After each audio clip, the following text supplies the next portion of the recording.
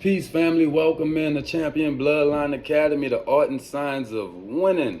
Today's lecture will be about the government and their economic system.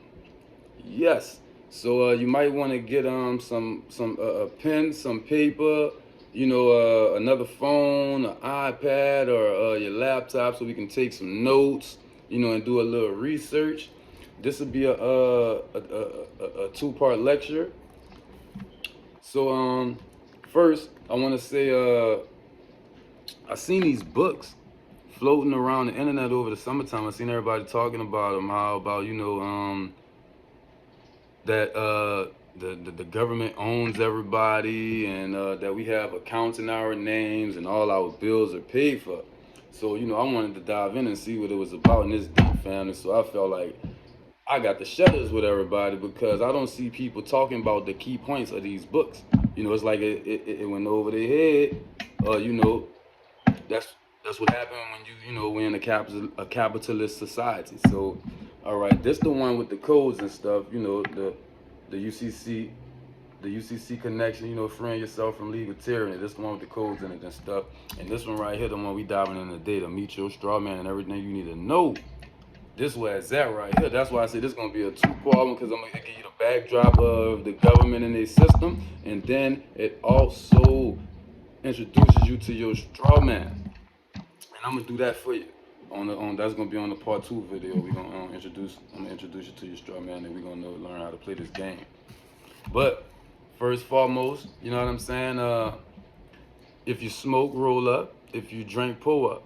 And whatever it takes for you to get these downloads, to get in your zone to obtain this information. We not gonna judge nobody. We don't judge nobody over here. We all on a journey and we moving at our own pace. You can be yourself over here. That's first. All right, now we gonna dive in. I'm gonna give a little description.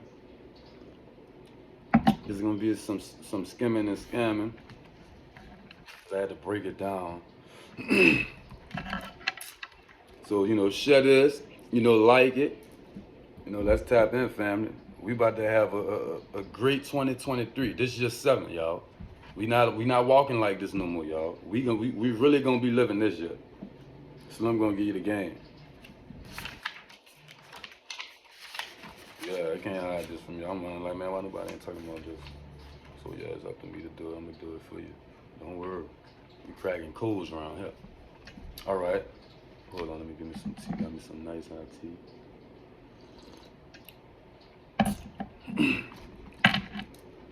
Here we go.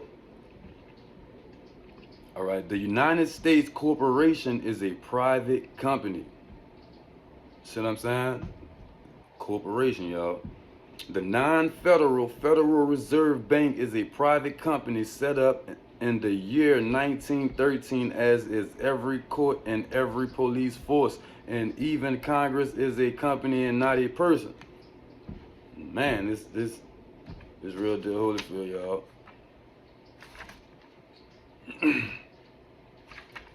All right, so boom, we know that now. We about to stroll. Yeah, because we're gonna get to the good part. These just a little quick little, so you can have a little understanding of what we're looking at. Because then the part 2 is gonna make sense to you. The Walk Woman family. What is money? Originally in England, the unit of money was called £1 sterling. That was because it was literally sterling silver weighing 1 pound, as it was quite difficult to carry several pounds weight of currency around with you. It was arranged that the actual silver could be held in a bank, and a promissory note, which was essentially a receipt for the deposit of each pound of silver on deposit, was issued. It was much easier to carry these banknotes around and to do business with them. If you wanted to, you could always take these notes to a bank and ask for them to be cash, and the bank would hand you the equivalent weight of sterling silver in exchange for the notes. Today, the currency in America is banknotes, which are certainly easier to carry around than metal coins. But there is one very important difference. These notes are issued by the private company called the Federal Reserve Bank, which is as good a name for a company as any other name. However, if you were to take one of their banknotes to a branch of that company and ask for it to be cash, all that they would do is give you another note with the same numbers of credit printed on it, or alternatively, other notes with smaller numbers printed on them. This is because, unlike the original banknotes, there is nothing of any physical value backing up the notes of today. They are only materially worth the physical paper on which they are printed. Keep this out. It actually gets worse than that. What happens most commonly nowadays is that they do not even bother printing those pieces of paper. Now they just tap some numbers into a computer record, or if they are old-fashioned enough, they write the numbers into a ledger by hand. What do those numbers represent? Nothing at all. They have no actual value. In other words, just as much value as if you type them into your own computer. Quite meaningless. And yet a bank or other financial institution will merely lend you those numbers in return for years of your work plus interest charges. Now, isn't that really generous of them? Yeah, man. So that explains why, we always see an old white guy on the news robbing a bank with a note. Yeah, because that was how you traded at first. That hold more weight than the US dollar today. A piece of paper. Well, I owe you on it, hold more weight. That's why, y'all. And let's get this straight, y'all. We not racist. We don't discriminate on nobody, y'all. We don't judge nobody over here, y'all. But we gonna talk. We gonna speak real life, real talk over here. We ain't gonna be scared of the truth over here, y'all. All right, boom. So all right now, we got an idea of that. All right, boom. We gonna double back on all this. Now we gonna go in, y'all. We gonna double back on all this, and now we gonna go in. Let's get to the good part. We gonna come back. All right. Yeah. And take me a little breather right quick. So yeah, you got to know that. Yeah, you got to know. All right.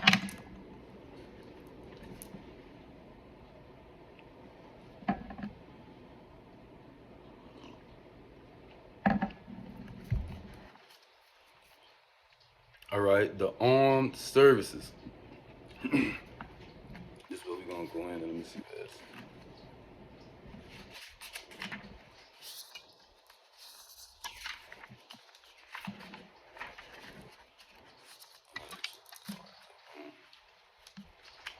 The armed services. My bad, family. Come on, family. I ain't gonna hold y'all. Everybody, let's go. Walk with me now. Keep coming. Keep moving. The armed services. The commercial company which has chosen the name the United States Incorporated has a large number of people employed in what it calls the United States Armed Services. Most countries have a similar arrangement. If you were asked what is the purpose of these armed and trained people, how would you reply? It may surprise you to know that the people who employed them hired them to protect themselves, the employers, from their enemies. Not too startling an idea, you say. Yes, as you say, not too startling a revelation. But what may surprise you to discover is that the enemy is quite openly stated to be you. So not only do they describe you as a monster, but also as their enemy. Because they are so heavily outnumbered, they are actually frightened of you and feel that they need armed bodyguards and heavy locked doors to keep them safe from the anger of ordinary people. If they ever found out how they are being manipulated and robbed, in passing, they consider anybody who asks permission to do something which they are already entitled to do under common law to be a child of the state, and so of no consequence. Let's check out a possible scenario. You take some young people to a McDonald's restaurant and order several meals. When the food has been prepared, the manager says, I will make a deal with you. You can have your meals for free if you just take this loaded revolver and go over to that corner table and shoot that man dead. There will be no comeback as I am authorizing you to do it. Having blinked a few times, you ask why you should shoot him dead when he has never done anything to you. The manager then says, he has never done anything to me either, but he has a lot of money in his wallet and I want to steal it. So just go and shoot him dead. It's okay because I am telling you to do it for me. Sound a bit mad? Well, it should do so, as murder is a criminal offense under common law, and somebody telling you to do it and that it is okay because they say so is quite ridiculous.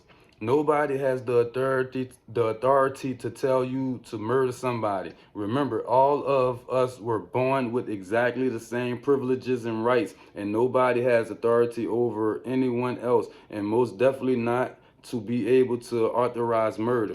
The owners of the commercial company, which amusingly we think of as the government, stand in the same position as the manager of McDonald's and have the same lack of authority to breach common law by sending their armed employees into another country to kill the people there.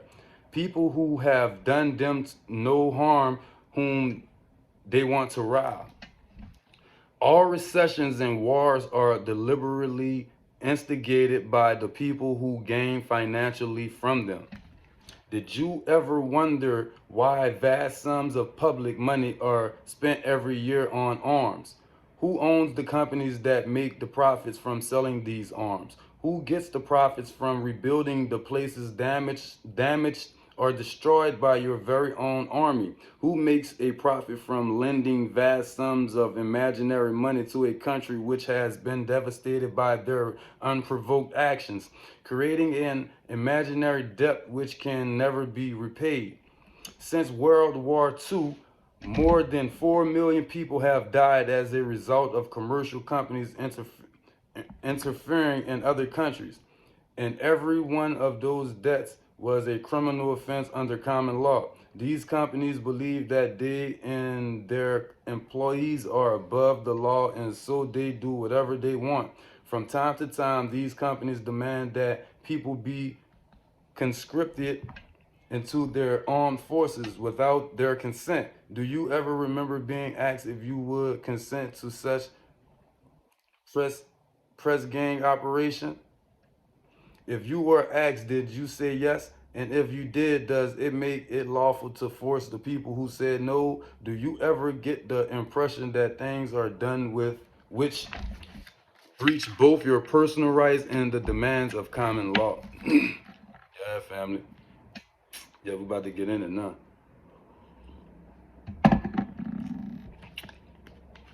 Yeah, you about to get in it. Cause they're straight letting us know the police, the military, all that stuff is for us. And they may not know it. Not all of them. All right, here we go. We're going to dive back in. Not only does invading other countries and murdering the people there destroy them, but it also has a major negative impact on the people who join the armed forces, not being aware that their commercial employers, excuse me, family, commercial employers are the real terrorists of this world.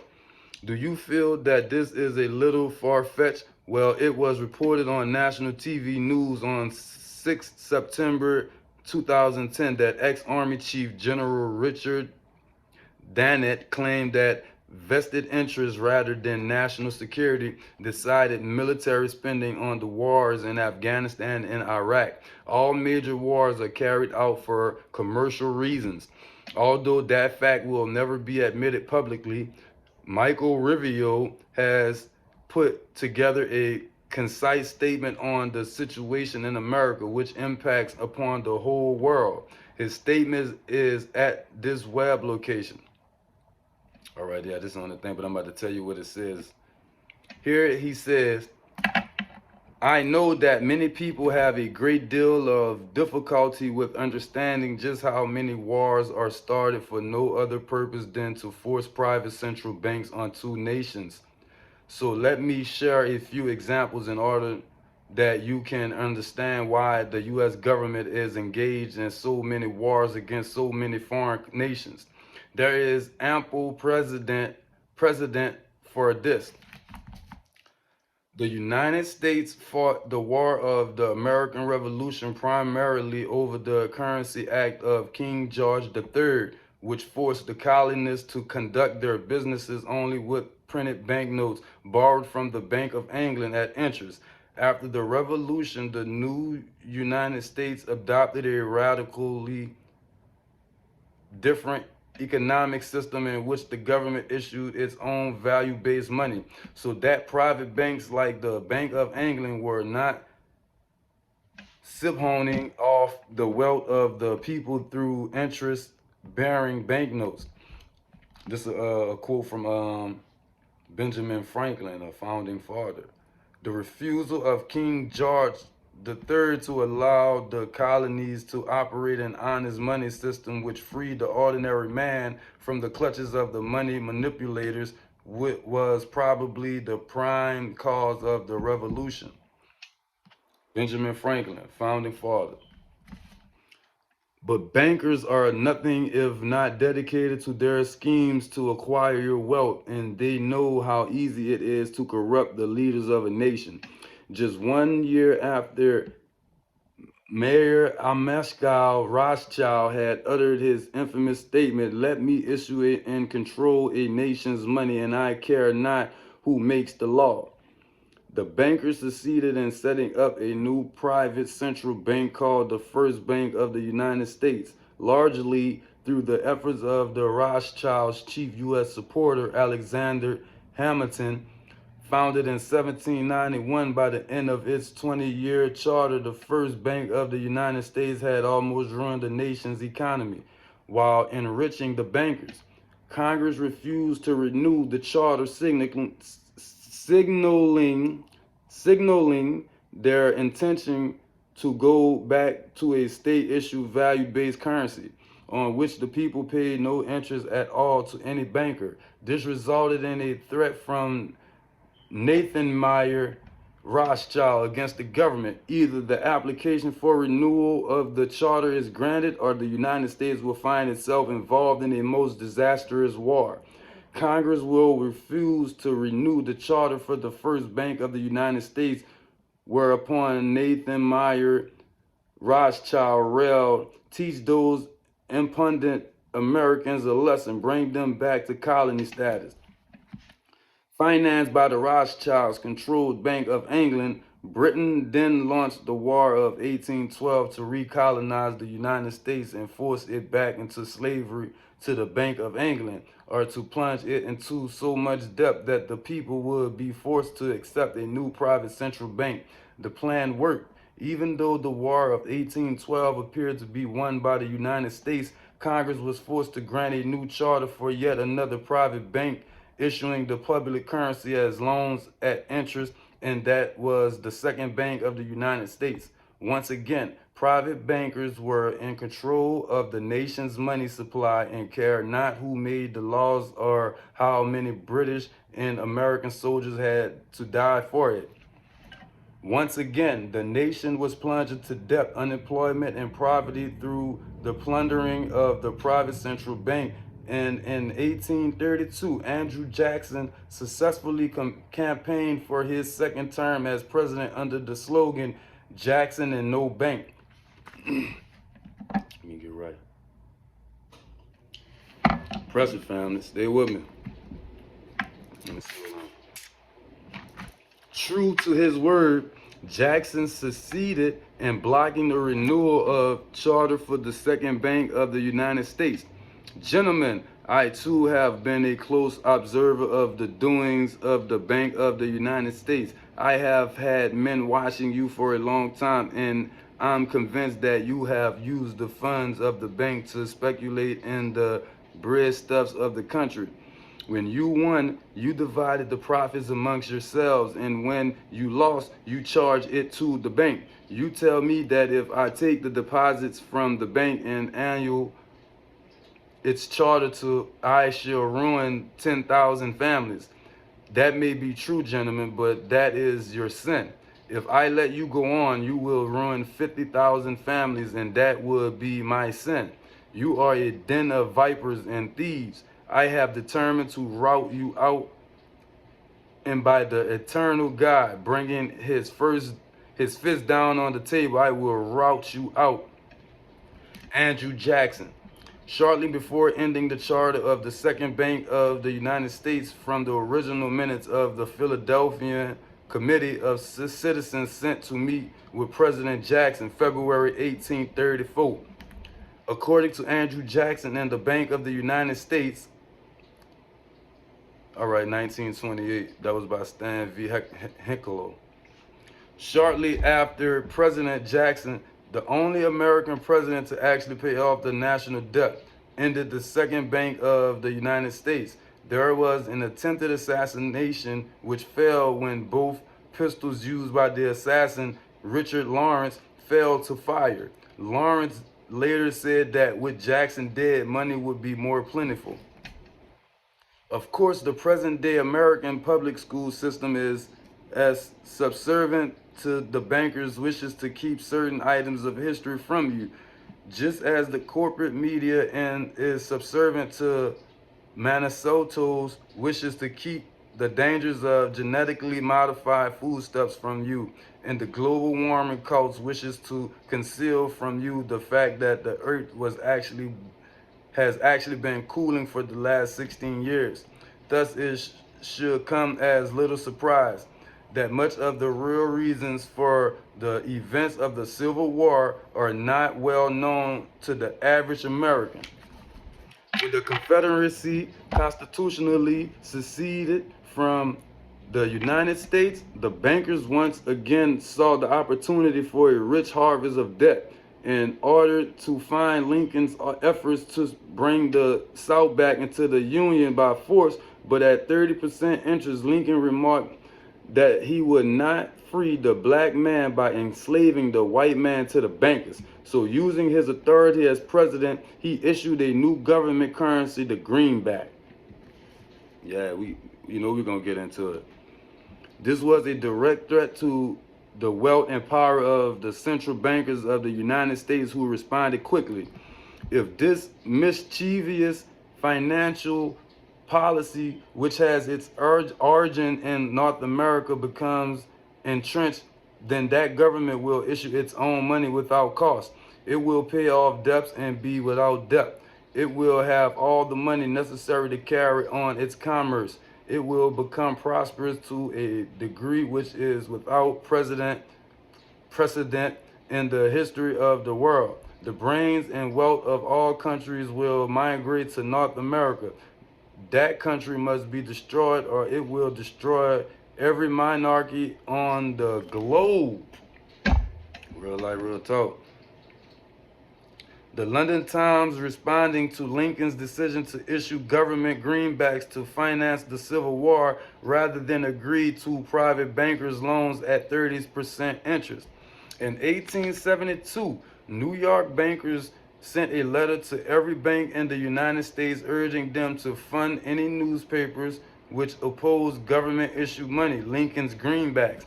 Dear sir, it is advisable to do all in your power to sustain such prominent daily and weekly newspapers as will oppose the issuing of greenback paper money, and that you also withhold patronage or favors from all applicants who are not willing to oppose the government issue of money. Let the government issue the coin and the banks issue the paper money of the country.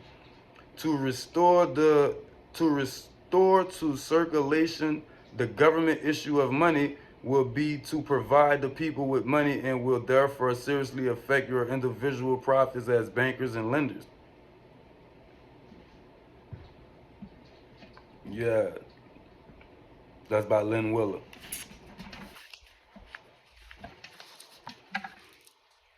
Come on, y'all. We got all this right here. This we gonna knock down. We ain't got that much longer, y'all.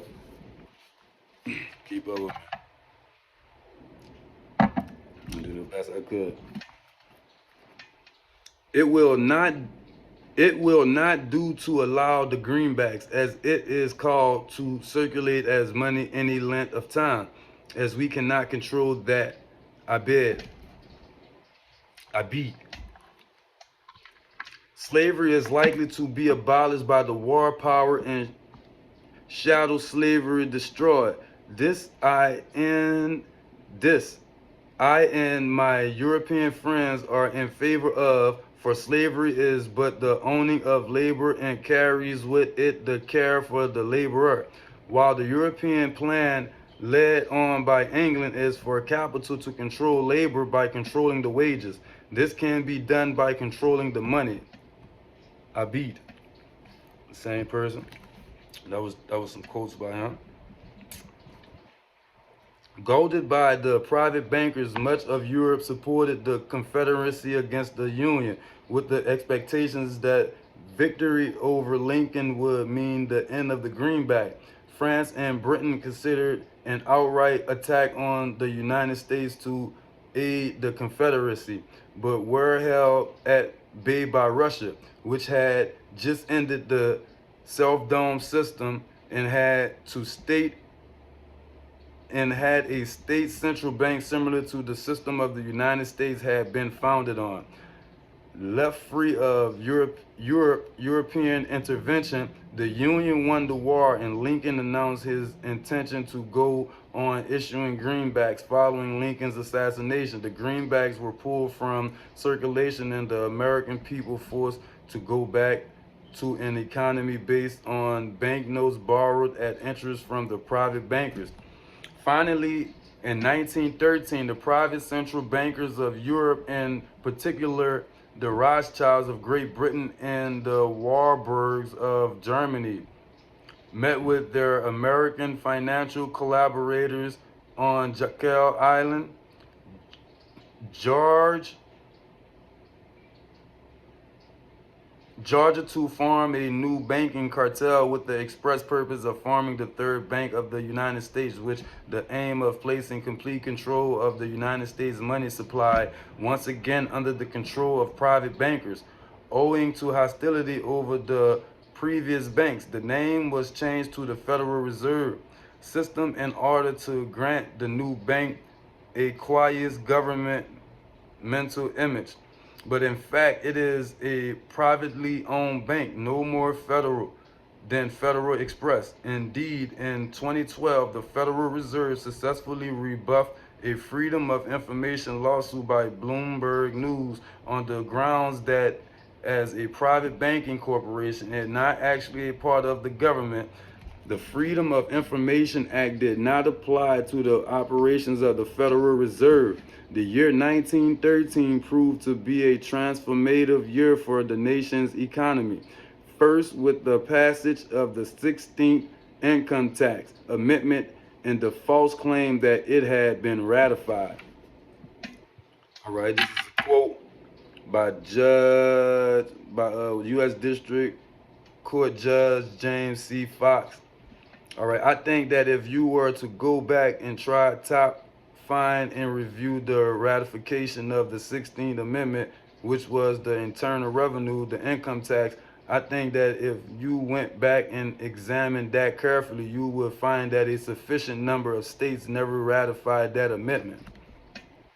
Later in 1913, apparently unwillingly to risk another questionable amendment, Congress passed the Federal Reserve Act over the Christmas holiday, while members of Congress who were opposed to the measure were at home.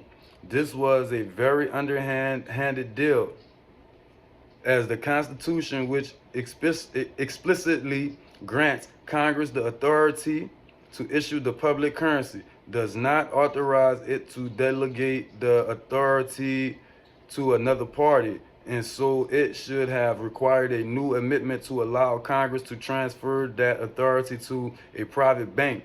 But Congress passed it, and President Woodrow Wilson signed it as he had promised the bankers that he would, in exchange for generous campaign contributions. Wilson later regretted that decision, stating in 1919, "I am a most unhappy man. I have unwittingly ruined my country. A great industrial nation is now controlled by its system of credit. We are no longer a government by free opinion, no longer a government by conviction and vote of the majority, but a government by the opinion and duress of a small group of dominant men."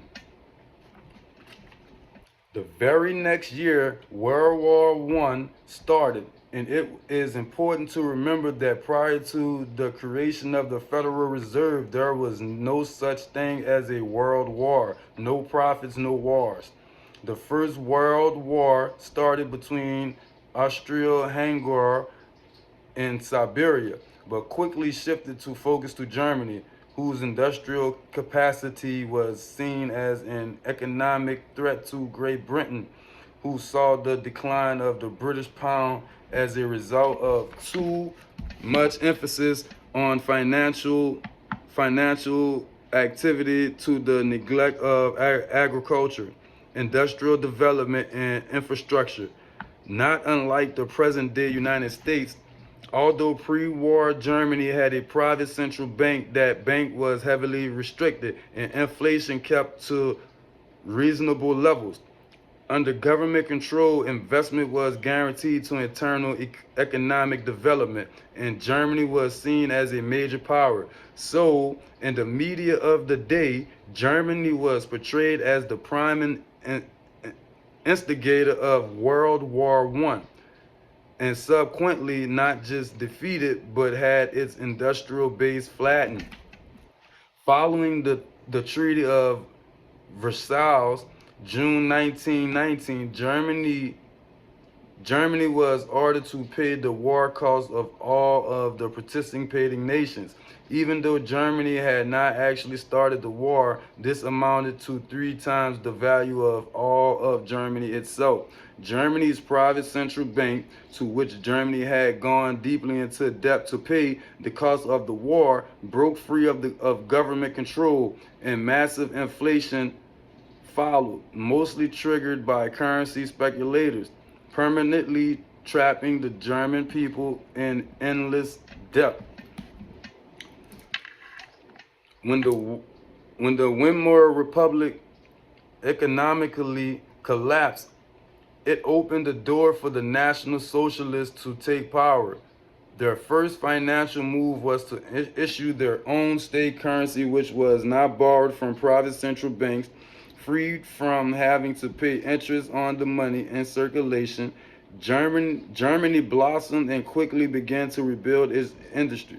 The media called it the German miracle. Time magazine lionized Hitler for the amazing improvement in life for the German people and the explosion of German industry, and even named him Time magazine's Man of the Year in 1938. Once again, Germany's industrial output became a threat to Great Britain, resulting in these comments. Should Germany merchandise do business again in the next 50 years, we have led this World War I in vain. And that was from Winston Churchill. In the Times, this is another quote from him, "We will force this war upon Hitler if he wants it or not. Germany becomes too powerful, we have to crush it." That's another one from Winston.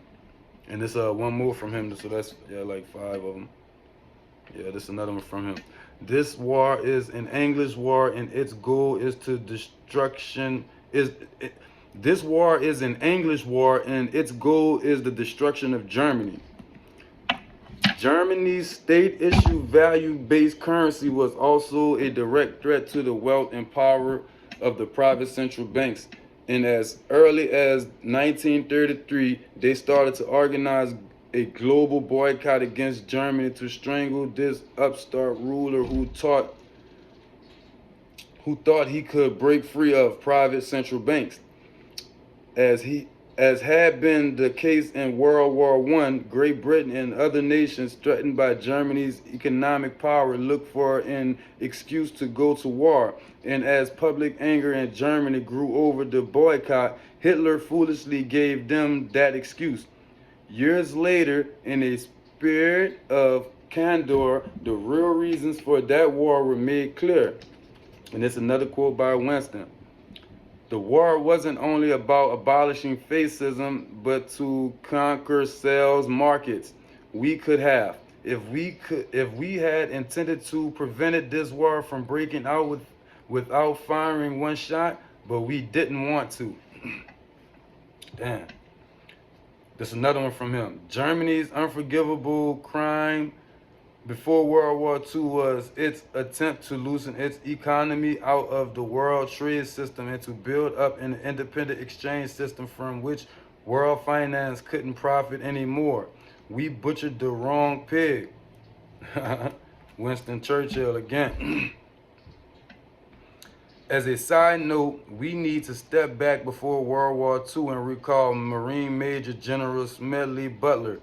In 1933, Wall Street bankers and financiers had bankrolled the successful coups by both Hitler and Mussolini. Brown Brothers Harriman in New York was financing Hitler right up to the day war was declared with Germany. And they decided that a faucet dictatorship in the United States based on the one in Italy would be far better for their business interests than Roosevelt's New Deal, which threatened massive wealth redistribution to recapitalize the working and middle class of America. So the Wall Street tycoons recruited General Butler to lead the overthrow of the U.S. government and install a Secretary of General Affairs who would be answerable to Wall Street and not to the people, and would crush social unrest and shut down all labor unions. General Butler pretended to go along with the scheme, but then exposed the plot to Congress. Congress, then as now in the pocket of the Wall Street bankers, refused to act.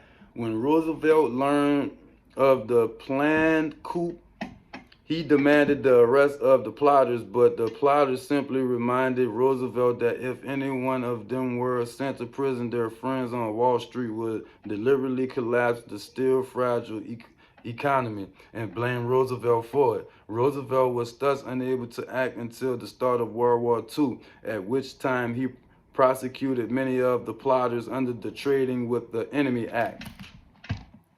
The congressional minutes unto the coup were finally released in 1967 and became the inspiration for the movie 7 Days in May, but with the true financial villains erased from the script.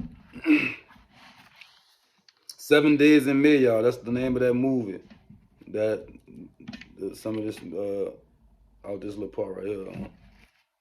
I spent 33. All right, who this from? All right, this from General Smedley Butler, former U.S. Marine Corps Commandant, 1935. He says, I spent 33 years and 4 months in active military service as a member of our country's most agile military force, the Marine Corps. I served in all commissioned ranks from second lieutenant to major general. During that period, I spent more of my time being a high-class muscle man for big business, for Wall Street, and for the bankers. In short, I was a racketeer, a gangster for capitalism. I suspected that I was just a part of a racket at the time. Now, I am sure of it. Like all members of the military profession, I never had an original thought until I left the service. My mental facilities remained in suspended animation while I obeyed the order of the higher-ups. This is typical with everyone in the military service. Thus, I helped make Mexico and especially Tampico, Tampico safe for American all interests. In 1914, in 1914, I helped. Wait, hold on. I helped make Mexico and especially Tampico safe for American oil interests in 1914. I helped make Haiti and Cuba a decent place for the National City Bank boys to collect revenues in. I helped in the raping of half a dozen Central American republics for the benefit of Wall Street. The record of racketeering is long. I helped purify Nicaragua for the International Banking House of Brown Brothers in 1909 to 1912. I brought light to the Dominican Republic for American sugar interests in 1916 and China in 1927. I helped see to it that Standard Oil went on its way unmolested. During those years, I had, as the boys in the back room would say, a swell racket.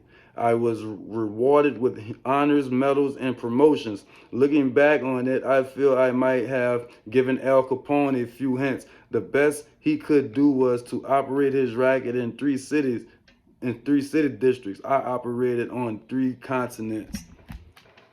Yes, family. And this quote is from General Smedley Butler, former U.S. Marine Corps commandant in 1935. All right, move on, family. Come on, we walking them down. As President John F. Kennedy understood the predatory nature of private central banking, he understood why Andrew Jackson fought so hard to end the second bank of the United States. So Kennedy wrote and signed Executive Order 11110, which ordered the U.S. Treasury to issue a new public currency, the United States note.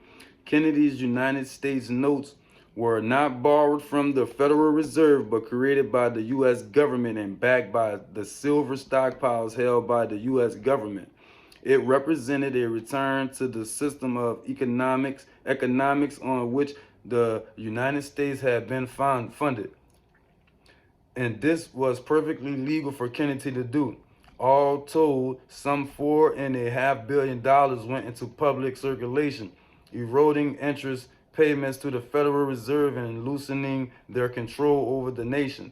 5 months later, John F. Kennedy was assassinated in Dallas, Texas, and the United States notes pulled from circulation and destroyed, except for samples held by collectors. John J. McCoy, president of the Chase Manhattan Bank and president of the World Bank, was named as part of the Warren Commission, presumably to make certain that the banking dimensions behind the assassination was concealed from the public. As we enter the 12th year of what future history will most certainly describe as World War III, we need to examine the financial dimensions behind the wars. Towards the end of World War II, when it became obvious that the Allies were going to win and dictate the post-war environment, the major war economic powers met at Bretton Woods, a luxury resort in New Hampshire, in July 1944, and hammered out the Bretton Woods Agreement for International Finance. The British pound lost its position as the global trade and reserve currency, and its place was taken by the U.S. dollar, part of the price demanded by Roosevelt in exchange for the U.S. entry into the war. Without the economic advantages, I'm sorry, y'all, of being the world's central currency, Britain was forced to nationalize the Bank of England in 1946. The Bretton Woods Agreement was ratified in 1945, and in addition to making the U.S. dollar the global reserve and trade currency, obliged the signatory nations to tie their currencies to the dollar. The nations which ratified Bretton Woods did so on 2 conditions. The nations which ratified Bretton Woods, did so on two conditions. The first was that the Federal Reserve would refrain from overprinting the dollar as a means to loot real products and produce from other nations in exchange for ink and paper, basically an imperial tax. That assurance was backed up by the second, which was that the US dollar would always be convertible to gold at $35 per ounce. Excuse me, family. Of course, the Federal Reserve, being a private bank and not answerable to the U.S. government, did start overprinting paper dollars, and much of the perceived prosperity of the 1950s and 1960s was the result of foreign nations' obligations to accept the paper notes as being worth gold at the rate of $35 an ounce. Then in 1970, France looked at the huge pile of paper notes sitting in their vaults, for which real French products like wine and cheese had been traded, and notified the United States government that they would exercise their option under Bretton Woods to return the paper notes for gold at the $35 per ounce exchange rate. Of course, the United States had nowhere near the gold to redeem the paper notes. So on August 15, 1971, Richard Nixon temporarily suspended the gold convertibility of the U.S. Federal Reserve notes. This Nixon shock effectively ended Bretton Woods, and many global currencies started to disengage from the U.S. dollar. Worse still, since the United States had collateralized their loans with the nation's gold reserves, it quickly became apparent that the U.S. government did not in fact have enough gold to cover its outstanding debts. Foreign nations began to get nervous about their loans to the U.S. and understandably were reluctant to lend any additional money to the United States without some form of collateral. So Richard Nixon started the environmental movement with the EPA and its various programs such as wilderness zones, roadless areas, heritage rivers, wetlands, all of which took vast areas of public land and made them off limits to the American people who were technically the owners of those lands. But Nixon had little concern for the environment. For the real purpose of this land grab, under the guise of the environment, was to pledge those pristine lands and their vast mineral resources as collateral on the national debt. The plethora of different programs was simply to conceal the true scale of how much American land was being pledged to foreign lenders as collateral on the government's debt. Eventually, almost 25% of the nation itself. With open lands for collateral already in short supply, the U.S. government embarked on a new program to shore up sagging international demand for the dollar. The United States approached the world's oil-producing nations, mostly in the Middle East, and offered them a deal. In exchange for only selling their oil for dollars, the United States would guarantee the military safety of those oil-rich nations. The oil-rich nations would agree to spend and invest their U.S. paper dollars inside the United States, in particular in U.S. Treasury bonds, redeemable through future generations of U.S. taxpayers. The concept was labeled the petrodollar. In effect, the U.S., no longer able to back the dollar with gold, was now backing it with oil. Other people's oil, and the necessities to control those oil nations in order to prop up the dollar has shaped America's foreign policy in the region ever since. Stay with me, family. But as America's manufacturing and agriculture has declined, the oil-producing nations face a dilemma. Those piles of U.S. Federal Reserve notes were not able to purchase much from the United States because the United States had little other than real estate, which anyone wanted to buy. Europe's cars and aircraft were superior and less costly, while experiments with GMO food crops led to nations refusing to buy U.S. food exports. Israel's constant belligerent against its neighbors caused them to wonder if the U.S. could actually keep up their end of the petrodollar arrangement. Oil producing nations started to talk of selling their oil for whatever currency the purchasers chose to use. Iraq, already hostile to the United States following Desert Storm, demanded the right to sell their oil for euros in 2000, and the United Nations agreed to allow it in 2002 under the Oil for Food program instituted following Desert Storm. 1 year later, the United States reinvaded Iraq, lynched Saddam Hussein, and placed Iraq's oil back on the world market only for US dollars. Following 9/11, the U.S. policy shifted away from being an imperial broker of peace in the Middle East to one of unquestioned support for Israel's aggressions. Only further eroded confidence in the petrodollar deal, and even more oil-producing nations started openly talking of oil trade for other global currencies. Over in Libya, Muammar Gaddafi had instituted a state-owned central bank and a value-based trade currency, the gold dinar. Gaddafi announced that Libya's oil was for sale, but only for the gold dinar.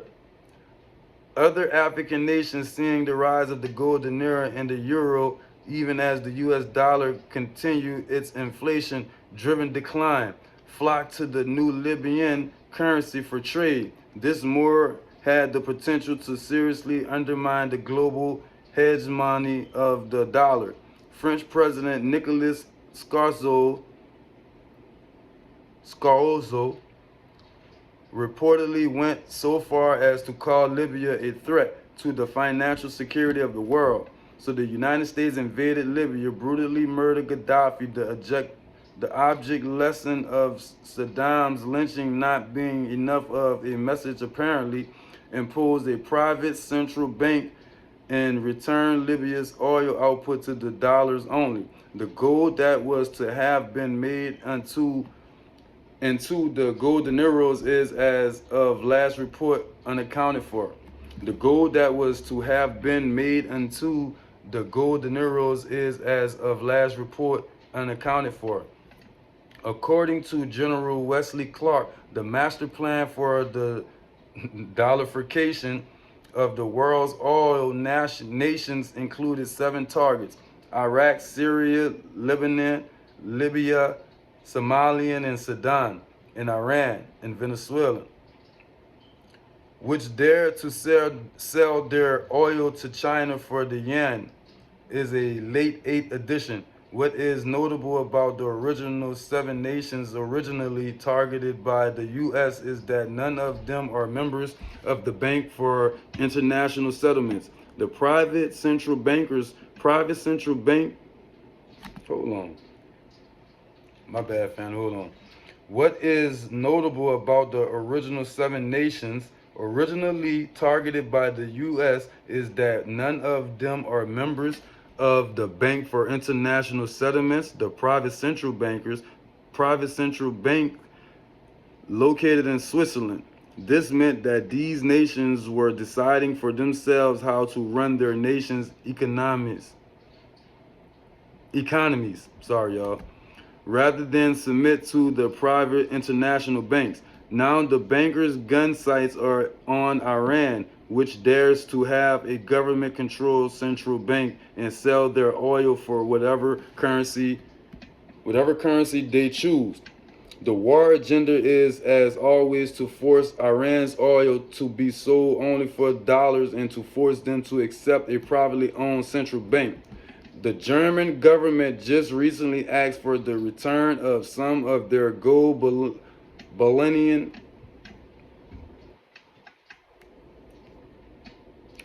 Oh yeah. The German government just recently asked for the return of some of their gold bullion from the Bank of France and the New York Federal Reserve. Hold on, y'all ain't comfortable. I think I pronounced that wrong. So, you know, and I don't know, I'm gonna go on whatchamacallit. I like to go, hold on, let me see. 1025. Hold on. I'm getting a little tongue twisted, y'all. I'm gonna catch back up with y'all. I ain't about to be long with this. Hold on. Oh.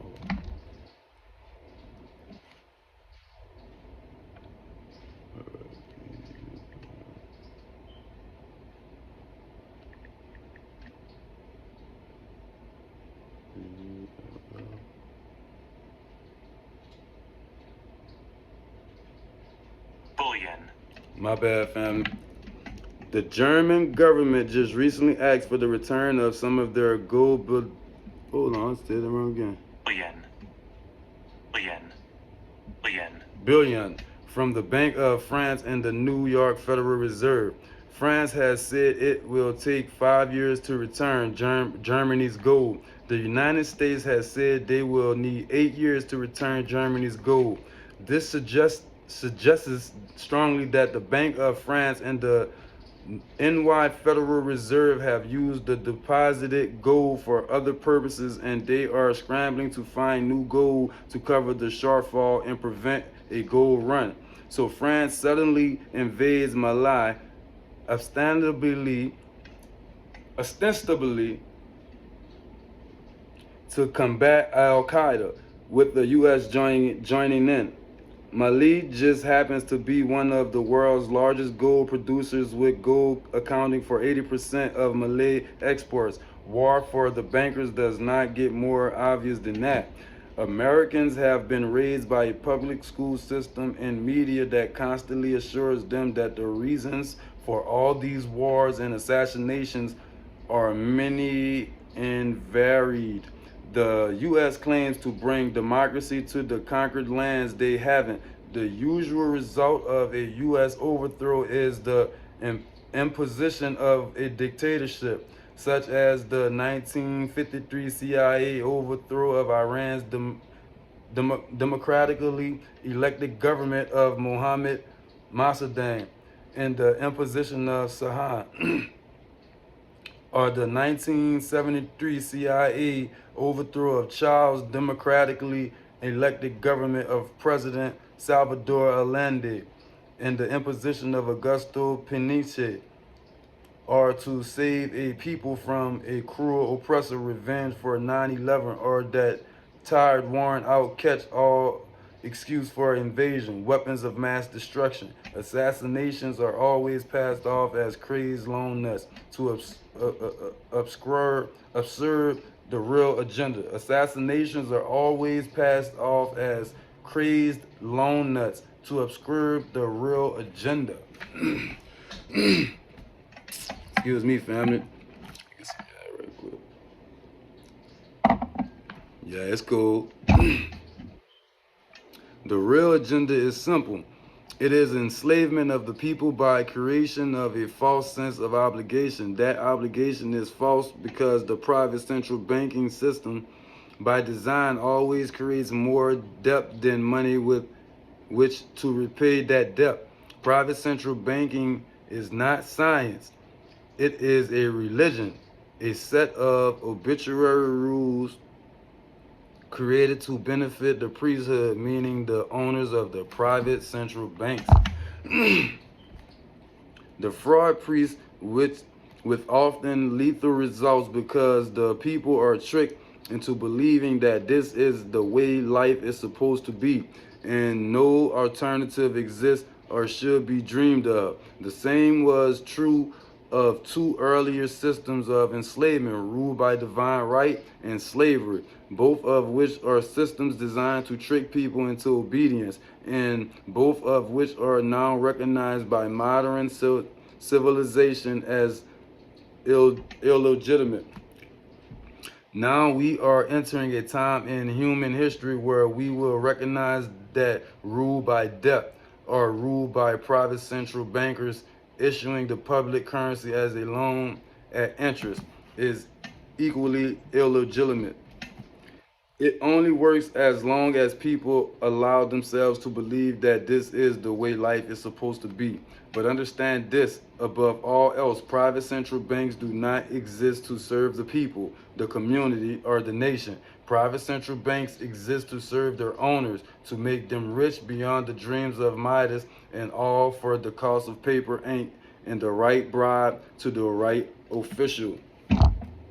Behind all these wars are these assassinations. The 100 million horrible deaths from all the wars lies a single policy of dictatorship. The private central bankers allow rulers to rule only on the condition that the people of a nation remain enslaved to the private central banks.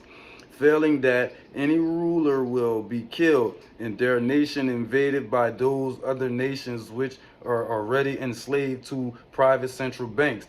The so-called class of civilizations we read about on the corporate media is really a war between banking systems, with the private central bankers forcing themselves on to the rest of the world, no matter how many millions must die for it. Indeed, the constant hate mongering against Muslims lies in a simple fact. Like the ancient Christians prior to the Knights Templars private banking system, Muslims forbid usury, the lending of money at interest. And that is the reason why the American government and media insist that Muslims must be converted or killed. They refuse to submit to currencies issued at interest. They refuse to be debt slaves. So off to war American children must go to spill their blood for the gold of the money junkies. We barely survived the last two wars. In the nuclear bioweapon age, are the private central bankers willing to risk incarnating the whole planet just to feed their greed? Apparently so. Flag waving and propaganda aside, are all modern wars or wars by and for the private bankers, fought and bled for by third parties unaware of the true reason why they are expected to be crippled and killed. The process is quite simple. As soon as the private central bank issues its currency as a loan at interest, the public is forced deeper and deeper into debt. When the people are reluctant to borrow anymore, that is when the economists demand the government borrow more to keep the pyramid scheme working. When both the people and government refuse to borrow any money anymore, that is when the war starts, to plunge everyone even deeper into debt to pay for the war. Then after the war, to borrow more to rebuild. When the war is over, the people have about the same as they did before the war, except the graveyards are far larger and everyone is in debt to the private bankers for the next century. This is why Brown Brothers Harriman in New York funded the rise of Adolf Hitler. As long as private central banks are allowed to exist, inevitably, as night follows day, there will be poverty, hopelessness, and millions of deaths and endless world wars, until the earth itself is sacrificed to a monument in flames. The path to true peace on earth lies in the abolishment of all private central banking everywhere and a return to the state issued. The path to true peace on earth lies in the abolishment of all private central banking everywhere and a return to the state-issued value-based currencies that allow nations and people to become prosperous. All right, let me see what this is.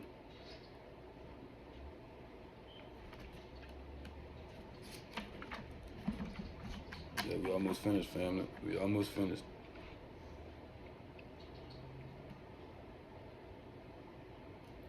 All right. Before you were born, the bankers operated a scam intended to rob all members of the general public. They removed all forms of money and replaced it with wordless notes which read, "I promise to pay the bearer," with another wordless banknote.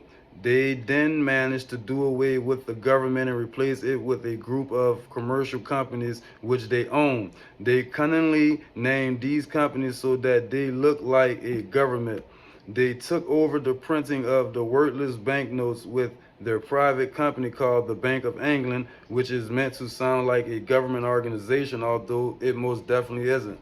The next step in their cunning plan was to get their company, which sounds like the government, to ask their other company, the non-federal Federal Reserve, to print them lots of worthless money and to charge interest on that money over and above the face value of the currency. This excess interest amount is called the national debt. In order to fool ordinary people into believing that their country somehow owes somebody large amounts of money, firstly, there is actually nothing owed at all. Secondly, there is no money. Thirdly, the country does not owe anything. And in the unlikely event that there were a genuine debt, then it has nothing to do with ordinary people, as it is just a national debt incurred by one commercial company to another commercial company owned by the same people. This supposed debt has been boosted over the years to a ridiculous level which could never ever be paid off. And you will no doubt be glad to learn that all income tax is now paid to the owners of these commercial companies. Isn't it great to be paying vast sums of money to a commercial company which has never done anything for you and which holds you in utter contempt because you haven't discovered their scam and continue to pay lots of ridiculous tax, fees, and charges, none of which you need to pay at all? Combined, these charges amount to more than 80% of a person's earned income. Do you enjoy living on 1/5 of what you actually earn? To strengthen their scam, they have invented a language of lies called legal terminology, where they have changed the meanings of ordinary English words in order to abuse and rob ordinary members of the public. They have set up a company called the Law Society to train up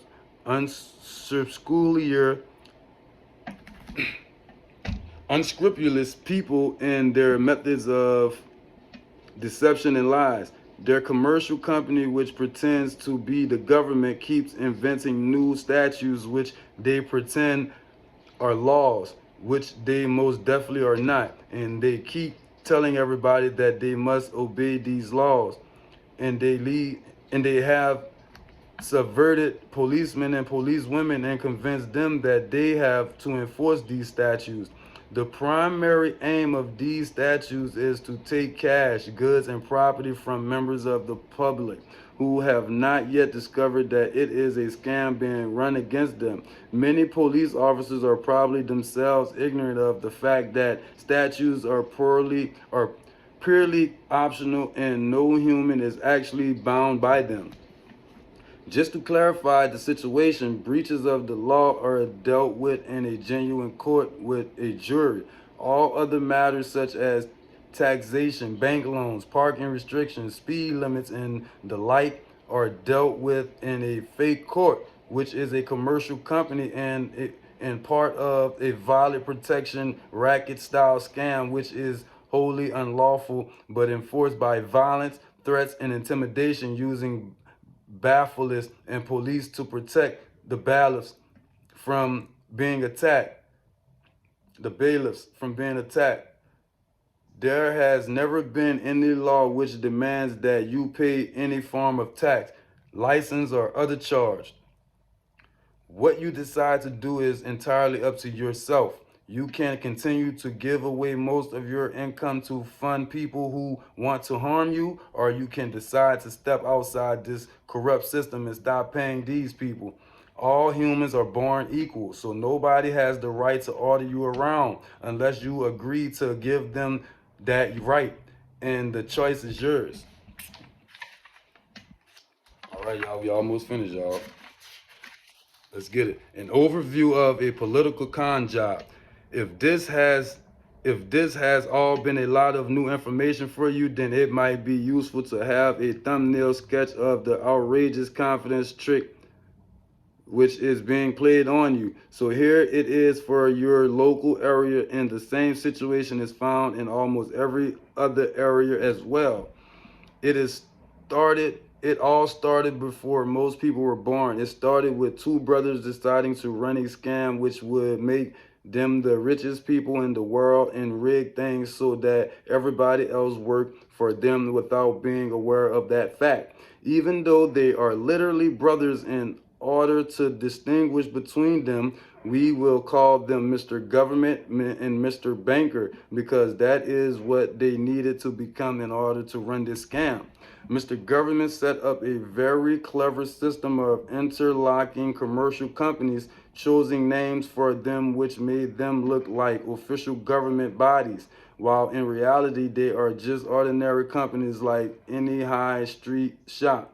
In order to strengthen the illusion, Mr. Government hires people to work for him and gives them names like congressman or member of parliament or some other meaningless working title. He employs most of them to sit around and argue with each other, and from time to time he swaps them around by asking members of the public to vote for who let me see, my bad, y'all. He employs most of them to sit around and argue with each other, and from time to time he swaps them around by asking members of the public to vote for who will be his employees for the next few years.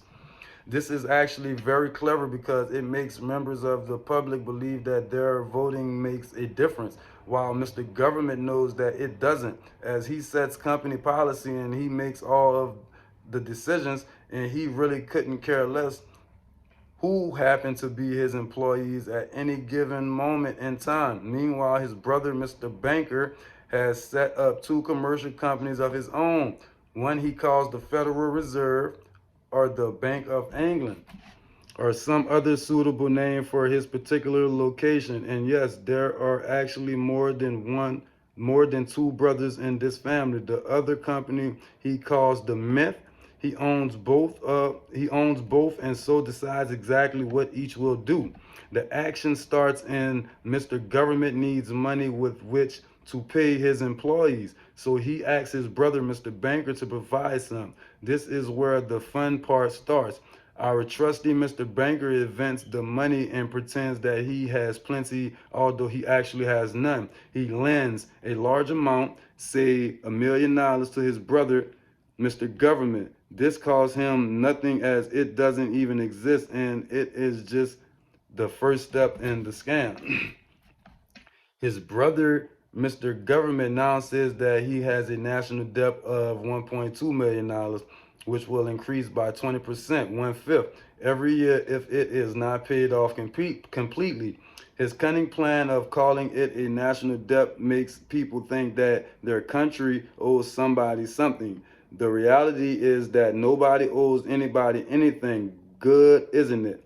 Very clever. Without using anything of any value, the brothers have persuaded people that A, they have a government, which they don't, and B, that their country has borrowed money for essential services, so their country is in debt to some kindly lender, which it isn't. Very slick. These brothers aren't stupid. Next, Mr. Government pays members of his staff with pieces of paper called checks, and he sends them to his brother, Mr. Banker, to get those pieces of paper exchanged for money. But Mr. Banker does not have any money, so instead he gets his company, the Mint, to print other pieces of paper called currency, and he passes these out in exchange for his brother's checks, swapping pieces of paper for other pieces of paper. What is the value of these pieces of paper? The cost of the printing, paper, and ink.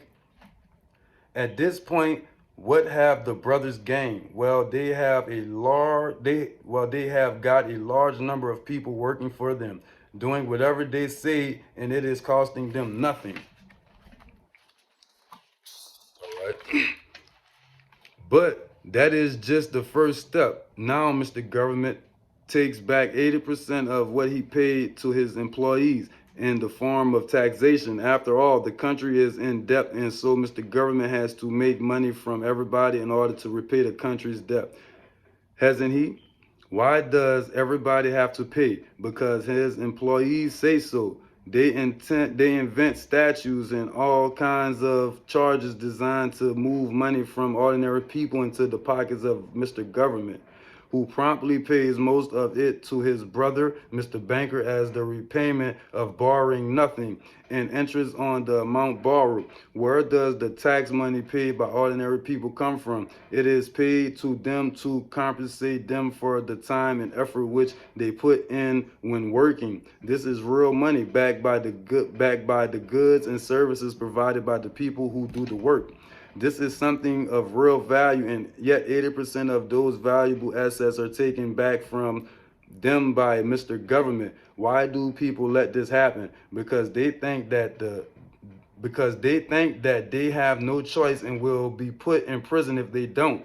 What they do not understand is that paying tax is optional and they do not have to if they don't want to.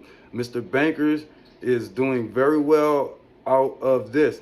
His brother is paying him lots of real money in exchange for the fake money which he invented. So he decides to expand his business and do exactly the same thing as many people as he can. So he decides to expand his business and do exactly the same thing to as many people as he can. He offers to lend people money which he will invent and conjure up out of nothing. In order to allow them to buy whatever they want, we will skip the straw man here and just focus on the actual transaction offered by Mr. Banker. All right, come on, I'm gonna run this scenario to y'all. A house purchaser comes to Mr. Banker looking for a loan of $100,000. This is a deal on which Mr. Banker can't lose no matter what happens. So he will approve the deal unless he has some very, very good reason for not doing so. After all, it's not going to cost him anything, and he will be paid with real money and real money gained through real work done by real people. The deal is for 17% interest per year for 25 years. If the deal runs for the full 25 years, then the borrower may well pay back as much as $400,000 according to a professional mortgage calculator result. And that's actually 400,033.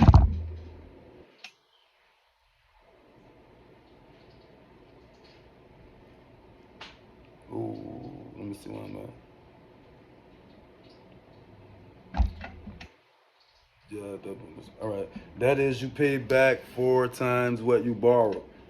All right, so the deal went for 17% for 25 years. If the deal's run for 25 full years, then the borrower may pay back as much as $400,000 according to a professional mortgage calculator result. That is, you pay back 4 times what you borrowed, even though what you were given was fake money and what you pay back is real labor back money. All right. But as Mr. Government takes 80% of what you earn before you get to pay the mortgage, you need to earn $2 million in that 25-year period.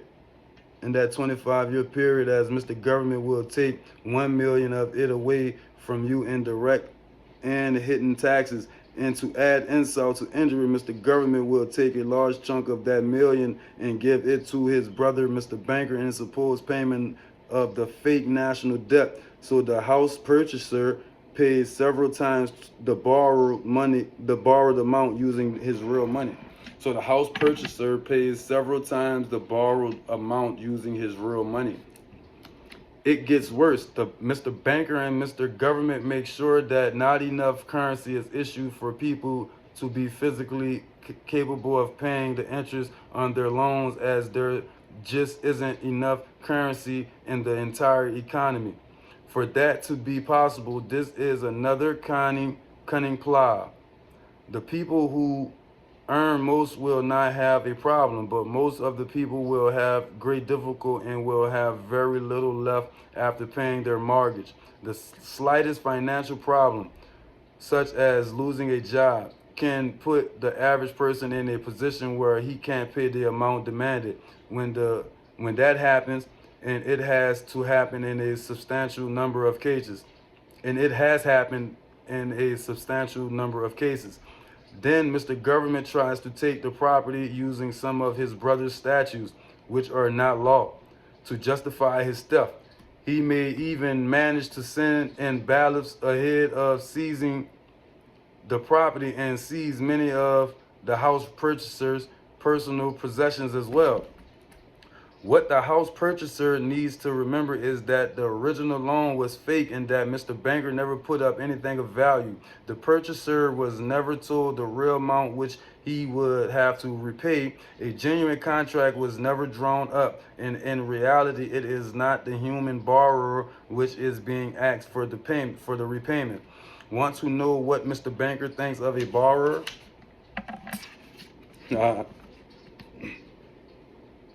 Hold on, y'all. We almost done.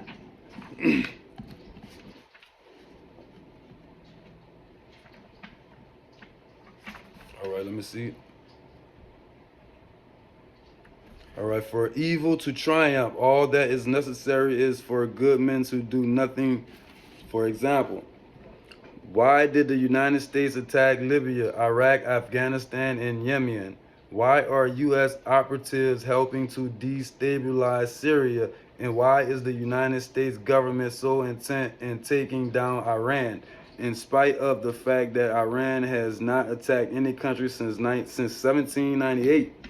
And what's next? What are we headed for? When you look at the current trajectory that we are on, it doesn't make any sense at all if you evaluate it on what we are taught in school, and it doesn't make any sense if you base your worldview on the propaganda that the mainstream media tries to pass off as news. But it makes perfect sense once you know the real motives of the powers that be. In order to understand those motives, we first have to take a look at history. In 1945, Britain with agreement established the dollar as the world's reserve currency, which meant that the international commodities were priced in dollars. The agreement, which gave the United States a distant financial advantage, was made under the condition that those dollars would remain redeemable for gold at a consistent rate of $35 per ounce. The United States promised not to print very much money, but this was on the honor system because the Federal Reserve refused to allow any audit or supervision of its printing presses. In the years leading up to 1970, expenditures in the Vietnam War made it clear to many countries that the U.S. was printing far more money than it had in gold, and in response, they began to ask for their gold back. This of course, set off a rapid decline in the value of the dollar. The situation climaxed in 1971 when France attempted to withdraw its gold and Nixon refused. On the 15th of August, Nixon made the following announcement: I have directed the Secretary of the Treasury to take the action necessary to defend the dollar against the speculators. I directed Secretary Connolly to suspend temporarily the convertibility of the dollar into gold or other reserve assets except in amounts and in condition determined to be in interest of monetary stability and in the best interest of the United States. All right, this was obviously not a temporary suspension as he claimed, but rather a permanent default. And for the rest of the world who had entrusted the United States with their gold, it was outright theft. In 1973, President Nixon asked King Faisalih of Saudi Arabia to accept only U.S. dollars in payment for oil and to invest any excess profits in U.S. Treasury bonds, notes, and bills. In return, Nixon offered military protection for Saudi oil fields. The same offer was extended to each of the key oil-producing countries, and by 1975, every member of OPEC had agreed to only sell their oil in U.S. dollars. OPEC.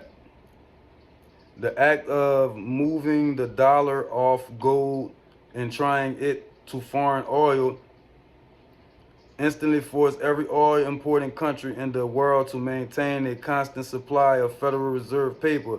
And in order to get that paper, they would have to send real physical goods to America. This was the birth of the petrodollar. Paper went out. Everything America needed came in, and the United States got very, very rich as a result.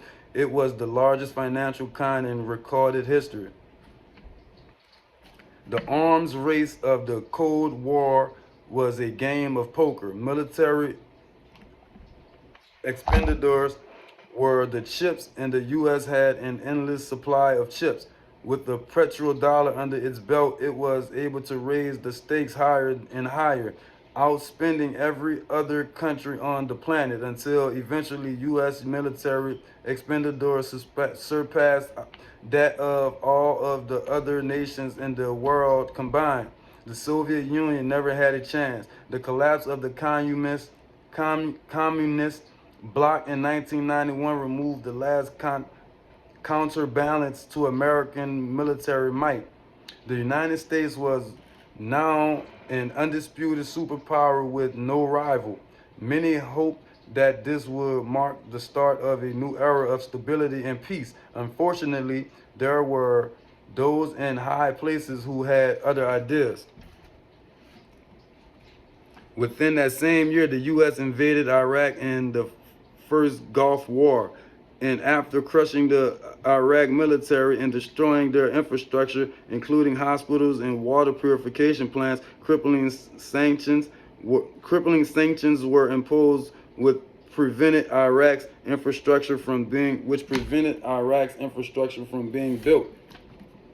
These sanctions, which were initiated by Bush Sr. and sustained throughout the entire Clinton administration, lasted for over a decade and were estimated to have killed more than 500,000 children. The Clinton administration was fully aware of these figures. A TV interviewer speaking to Madeleine Albright, Secretary of State for Clinton, asked, "We have heard that 500,000 children have died. I mean, that's more children that died than in Hiroshima. And is the price worth it?" To which Madeleine Albright replied, "I think that this is a very hard choice. We think that the price is worth it." Damn. Ms. Albright, what exactly was worth killing 500,000 children for? In November of 2000, Iraq began selling its oil exclusively in euros. This was a direct attack on the dollar and on U.S. financial dominance, and it wasn't going to be tolerated. In response, the U.S. government, with the assistance of the mainstream media, began to build up a mass propaganda campaign claiming that Iraq had weapons of mass destruction and was planning to use them. In 2003, the U.S. invaded, and once they had control of the country, oil sales were immediately switched back to dollars. This is particularly noticeable as switching back to the dollar meant a 15% to 20% loss in revenue due to the euro's higher value. It doesn't make any sense at all unless you take the petrodollar into account. On 2nd March 2007, U.S. General Wesley Clark said, "So I came back to see him a few weeks later, and by that time we were bombing in Afghanistan. I said, 'Are we still going to war with Iraq?' And he said, 'Oh, it's worse than that.'" He said as he reached over on his desk and picked up a piece of paper, and he said, "I just got this down from upstairs today," meaning from the Secretary of Defense office. "This is a memo which describes how we are going to take out 7 countries in 5 years, starting off with Iraq and Syria, Lebanon and Libya, Somalia, Sudan, and finishing off Iran." Let's take a look at the events of the past decade and see if you see a pattern. In Libya, Gaddafi was in a process of organizing a bloc of African countries to create a gold-based currency called the dinar. which they intended to use to replace the dollar in that region. Excuse me, family. U.S. and NATO forces helped to destabilize and toppled the government in 2011. And after taking control of the region, U.S. armed rebels executed Gaddafi in cold blood and immediately set up the Libyan central bank. Iran has been actively campaigning to pull oil sales off the dollar for some time now, and it has recently secured agreements to trade its oil in exchange for gold. In response, the U.S. government, with mainstream media assistance, has been attempting to build international support for military strikes on the pretext of preventing Iran from building a nuclear weapon.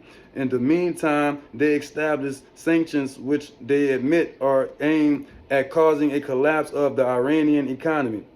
Syria is Iran's closest ally, and they are bound by mutual difference agreements. The country is currently in the process of being destabilized with covert assistance from NATO, and although Russia and China have warned the United States not to get involved, the White House has made statements in the past month indicating that they are considering military intervention. It should be clear that military intervention in Syria and Iran isn't just being considered. It is a foregone conclusion. Just as it was in Iraq and Libya, the U.S. is actively working to create the context which gives them the diplomatic cover to do what they have already planned. The motive for these invasions and covert actions becomes clear, and we look at them in their full context and connect the dots. Those who control the United States understand that if even a few countries begin to sell their oil in another currency, it will set off a chain reaction and the dollar will collapse. They understand that there is absolutely nothing else holding up the value of the dollar at this point, and so does the rest of the world. But instead of accepting the fact that the dollar is nearing the end of its lifespan, the powers that be have made a calculated gambit. They have decided to use the brute force of the U.S. military to crush each and every resistant state in Africa and the Middle East. That in itself would be bad enough. That what you need to understand is that this is not going to end with Iran. China and Russia stated publicly in no uncertain terms that they will not tolerate an attack on Iran or Syria.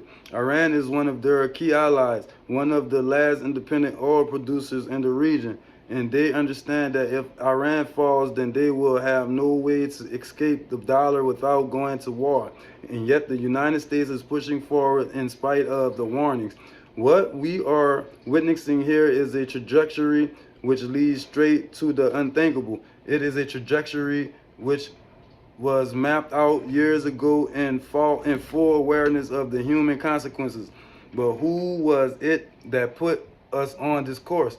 What kind of psychopath is willing to intentionally set off a global conflict which lead to millions of deaths just to protect the value of a fiat paper currency? It obviously isn't the president. The decision to invade Syria, Libya, and Iran was made long before Obama had risen to the national spotlight, and yet he is carrying out his duties just like the puppets who preceded him.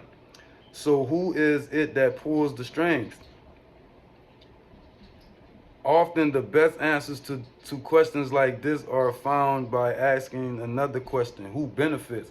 Obviously those who have the power to print. Oh, my bad, family. My bad, family. Obviously those who have the power to print the dollar out of thin air have the most to lose if the dollar were to fall, and since 1913 that power has been held by the Federal Reserve. The Federal Reserve is a private entity owned by a conglomerate of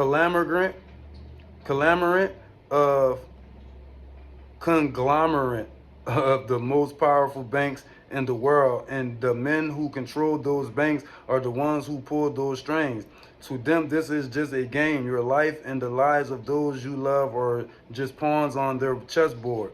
And like a spoiled 4-year-old who tips over the board to the floor when he starts to lose, the powers that be are willing to start World War III to keep control of the global financial system. Remember that. When these wars accelerate and extend, remember that. When your son or your neighbor's son comes back in a flag-draped coffin, remember that. When they point the finger at the new boogeyman, because the made men who are running this show will take this as far as you allowed them to take it. So how much time do we have left? It's a question which I hear constantly, but it is the wrong question. Asking how much time we have left is a passive posture. It is the attitude of a prisoner who is waiting to be taken out to a ditch and shot in the back of the head. What are our chances? Can we change course? Also the wrong question. The odds don't matter anymore. If you understand what we are facing, then you have a moral responsibility to do everything in your power to alter the course we are on. Regardless of the odds, it is only when you stop basing your involvement on the chances of your success that success actually becomes possible. To strip the ill-begotten power from the financial elites and bring these criminal cartels to justice, will require nothing less than a revolution. The government is not going to save us. The government is completely infiltrated and corrupt to the core. Looking to them for a solution at this point is utterly naive. There are 3 stages of revolution, and they are sequentially. Stage 1 is already underway. Stage 1, family. Now we're about to get into it. How we can get away from this. And we've done this before. Stage 1 is the ideology. Oh, all right. Stage 1 is the ideological resistance. In this stage, we have to actively work to wake up as many people as possible about what is happening in the direction we are headed. All revolutions originate from a shift in the mindset of the population, and no other meaningful resistance is possible without it. Success in this stage of the game can be measured by the contagion of ideas. When an idea reaches critical mass, it begins to spread on its own and seeps into all levels of society. In order to achieve that contagion, we need more people in this fight. We need more people speaking up, making videos, writing articles, getting this information onto national and international stage. And we especially need to reach the military and the police. Stage 2 is civil disobedience, also known as nonviolence resistance. In this stage, you put your money where your mouth is, or more accurately, you withhold your money and your obedience from the government, and you do everything in your power to bring the gears of the state to a halt. Practice in mass. This method alone is often enough to bring a regime to its knees. However, if it fails at this stage, stage 3 is inevitable. Stage 3, family, is direct physical resistance. Direct physical resistance is the last resort, and it should be avoided and delayed as long as possible, and only invoked when all other options have been thoroughly exhausted. There are those who talk tough and claim that they will resist when the time comes, but what they fail to realize is that if you are inactive during the first 2 stages and save your efforts for the last resistance, you will fail. Peep this out, family. It says, when the Nazis in Germany were moving from door to door, dragging people out of their homes, that was the time to fight back physically. But due to the lack of ideological resistance and civil disobedience leading up to that moment, even an armed uprising would have likely failed at that point. An armed uprising can only succeed if the people have established an attitude of active resistance. And active resistance is only possible after their minds have broken free from the mainstream propaganda. If you want to fight back, then it's now or never. You're not going to get another chance. And the stakes are far higher than they were in Nazi Germany. Yeah, family. That's the backdrop of Meet Your Strawman. I'm gonna put my phone on the charger and I wanna show y'all something. We're gonna watch a few videos now.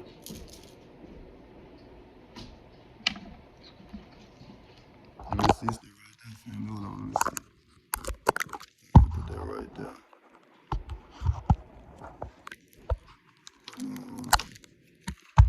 That ain't gonna be that much longer. Let's see.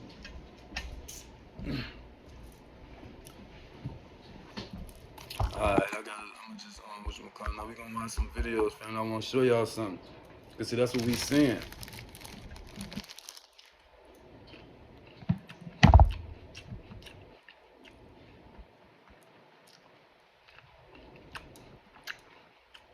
So I'm gonna show y'all something, fam.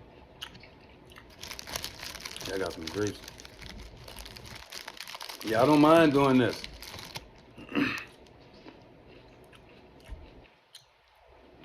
I don't mind taking this time. But we need to get there. Oh yeah, I want to show y'all this one first, family.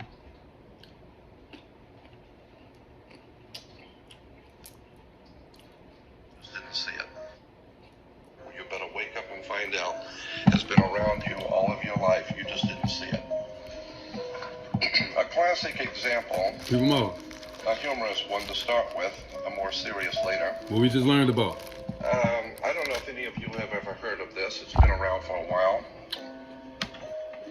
Abraham Lincoln was elected to Congress in 1846. John Kennedy was elected to Congress in 1946. Abe Lincoln was elected president in 1860. John Kennedy was elected president in 1960.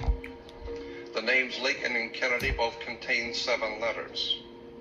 Both presidents were particularly concerned with civil rights. Both of the president's wives lost children while living in the White House.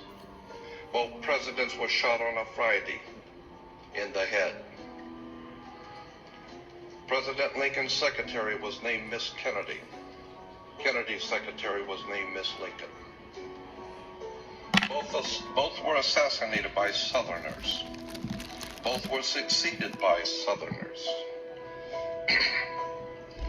Andrew Johnson, who succeeded Lincoln, was born in 1808.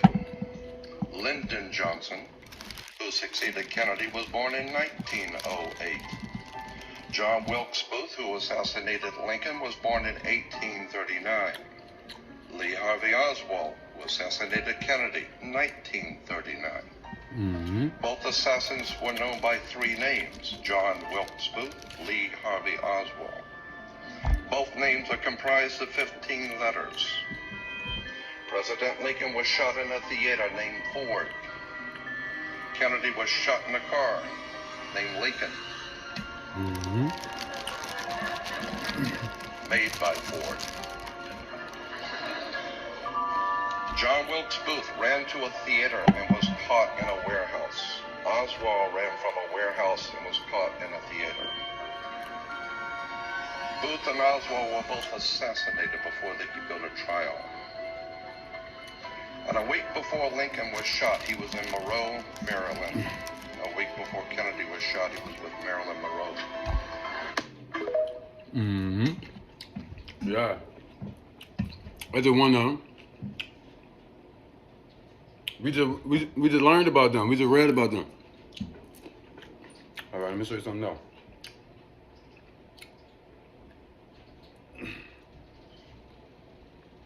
This video is about Venezuela crisis.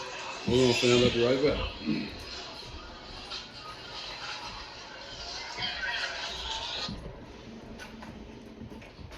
All right, here we go. Y'all ready? Let me show you something. This video is about Venezuela crisis. Come on. We're in game. They are basically throwing their money away. Shit over with. Mm-hmm. That's a large dumpster. Mm-hmm. They throwing their money away. Mm-hmm. This is in Venezuela. Let me hurry up and go to this other one. Let me hurry up and go to this. Like, you see where it says, man, they are basically. We're in game. Look, the money is in the street. Keep them up. Keep it out, family. In game. Their money is worthless. Mm-hmm.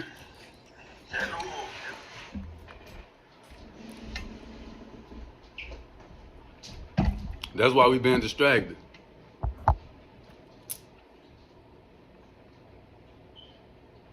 Well, I got one more I'm gonna show you.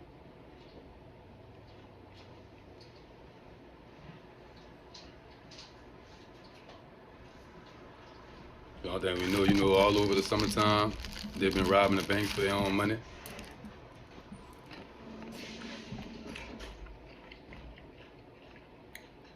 Don't give me that.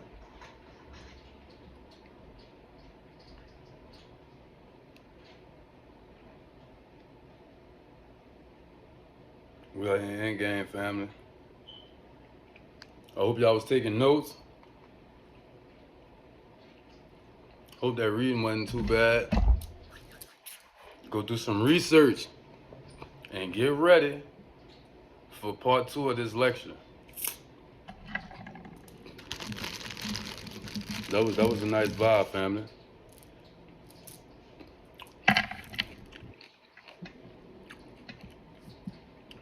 Need to think about it. Where you at right now? We all struggling. Don't matter if you the middle class, the lower class, even up there. If you're not in their group, then we all getting swindled. We know this. So what will we do? What we gonna change? Stay tuned for that part 2. I'm gonna introduce you to your Strawman. So we're gonna strive this year. We got a decision to make, family. Put yourselves first. Thank you all for joining me. And remember, no amount of hard work will overcome a faulty system. Peace.